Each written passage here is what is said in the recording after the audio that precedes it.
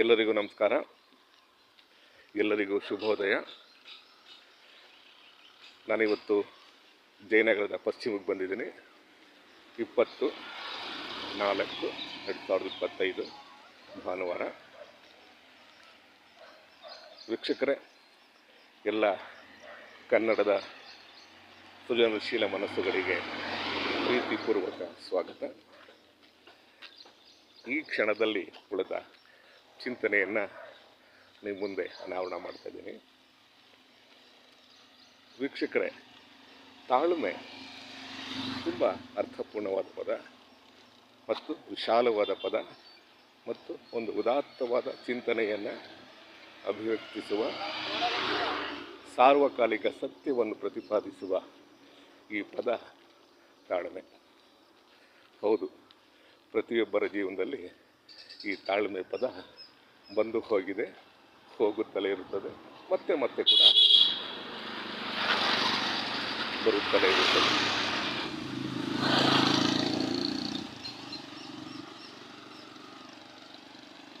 ನಮ್ಮ ಜೀವನದಲ್ಲಿ ಅನೇಕ ಘಟನೆಗಳು ನಡೆಯುತ್ತವೆ. ಕೆಲವೊಂದು ಘಟನೆಗಳಿಗೆ ಕಾರಣವೇ ಸಿಗಲ್ಲ. ಹಾಗಾಗಿ ನಾವೇನು ಯೋಚನೆ ಮಾಡ್ತೀವಿ ಅದರ ತದ್ವಿರುದ್ಧ ಹೋಗ್ತಾ ಇರುತ್ತೆ.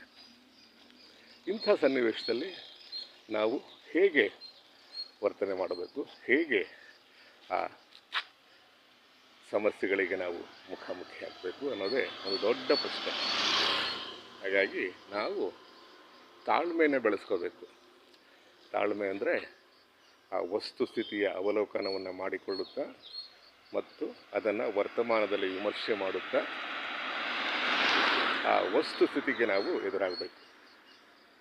ಇಲ್ಲದೇ ಹೋದರೆ ತುಂಬ ಅನೇಕ ಅನಾಹುತಗಳಿಗೆ ನಾವು ಕಾರಣ ಆಗ್ತೀವಿ. ತಾಳ್ಮೆ ಅನ್ನೋದು ಒಂದು ತ್ಯಾಗ, ಒಂದು ಸಹಿಷ್ಣುತೆ, ಒಂದು ಪ್ರೀತಿ, ಒಂದು ಮೌನ. ಈ ತಾಳ್ಮೆಯನ್ನು ಯಾರು ಪೂರ್ಣ ಪ್ರಮಾಣದಲ್ಲಿ ಅಳವಡಿಸ್ಕೊಳ್ತಾರೋ, ಯಾರು ಪೂರ್ಣ ಪ್ರಮಾಣದಲ್ಲಿ ಆ ತಾಳ್ಮೆಯನ್ನು ಉಪಯೋಗ ಮಾಡಿಕೊಳ್ತಾರೋ ಅವರು ತಮ್ಮ ಜೀವನದಲ್ಲಿ ಬರುವಂತಹ ಎಂಥ ಸಮಸ್ಯೆಗಳಿಗೂ ಅವರು ಒಂದು ಉತ್ತರವನ್ನು ಕೊಡ್ತಾರೆ. ಹಾಗಾಗಿ ನಾವು ನಮ್ಮ ಜೀವನದಲ್ಲಿ ಬರುವ ಎಂತಹ ಕಷ್ಟಗಳಿಗೂ ನಾವು ತಾಳ್ಮೆಯಿಂದ ಉತ್ತರಿಸಬೇಕು. ನಿಜ, ಅಷ್ಟು ಸುಲಭ ಅಲ್ಲ. ಕೆಲವೊಂದು ಸನ್ನಿವೇಶಗಳು ನಮ್ಮ ವಿರುದ್ಧ ಹೋಗ್ತವೆ, ನಾವು ಅಂದ್ಕೊಂಡಂಗೆ ಆಗೋದಿಲ್ಲ. ಪರಿಸ್ಥಿತಿಗಳು ವಿರುದ್ಧ ಹೋದಾಗ, ಪರಿಸ್ಥಿತಿಗಳು ನಿಮ್ಮ ಕೈ ಮೀರಿದಾಗ ಮನುಷ್ಯ ತಾಳ್ಮೆ ಬಿಡ್ತಾನೆ. ಆ ತಾಳ್ಮೆ ಬಿಟ್ಟಾಗ ಅನೇಕ ವರ್ತನೆಗಳಿಂದ ಅವನು ಮುಖಾಮುಖಿ ಆಗ್ತಾನೆ, ಕೆಲವೊಂದು ಸಲ ಆಕ್ರೋಶಕ್ಕೂ ಗುರಿ ಆಗ್ತಾನೆ. ಹಾಗಾಗದಲ್ಲೇ ನಾವು ಆ ಸನ್ನಿವೇಶವನ್ನು, ಆ ಸಂದರ್ಭವನ್ನು ನಾವು ಅವಲೋಕನ ಮಾಡಿಕೊಳ್ಳುತ್ತಾ, ವರ್ತಮಾನದಲ್ಲಿ ಅದನ್ನು ಗ್ರಹಿಸುತ್ತಾ, ಆ ಸನ್ನಿವೇಶಕ್ಕೆ ತಕ್ಕ ಹಾಗೆ ನಾವು ತಾಳ್ಮೆಯನ್ನು ಪ್ರದರ್ಶನ ಮಾಡಬೇಕು. ಯಾಕೆಂದರೆ ತಾಳ್ಮೆ ಅನ್ನೋದು ಒಂದು ಬಹುಮುಖ್ಯವಾದ ಪದ. ಅದು ಪ್ರತಿಯೊಬ್ಬರಿಗೂ ತಾಳ್ಮೆ ಬೇಕು, ಅದು ಯಾವುದೇ ಆಗಿರಲಿ. ಯಾಕೆಂದರೆ ಇಲ್ಲಿ ಪ್ರತಿಯೊಬ್ಬರು ಭಿನ್ನ ಭಿನ್ನ ಪರಿಸರದಲ್ಲಿ ಬೆಳೆದಿರ್ತಾರೆ, ಭಿನ್ನ ಭಿನ್ನ ವಾತಾವರಣದಲ್ಲಿ ಬೆಳೆದಿರ್ತಾರೆ, ಭಿನ್ನ ಭಿನ್ನ ಆಲೋಚನೆಗಳಲ್ಲಿ ಬೆಳೆದಿರ್ತಾರೆ. ಅವರು ನಮ್ಮ ಆಲೋಚನೆಗೂ ಅವರ ಆಲೋಚನೆಗೂ ಹೊಂದಾಣಿಕೆಯಾದಾಗ ಸಹಜವಾಗಿ ನಮಗೆ ಆ ತಾಳ್ಮೆ ಬಿಟ್ಟು ಬೇರೆ ರೀತಿ ವರ್ತನೆ ಮಾಡ್ತೀವಿ.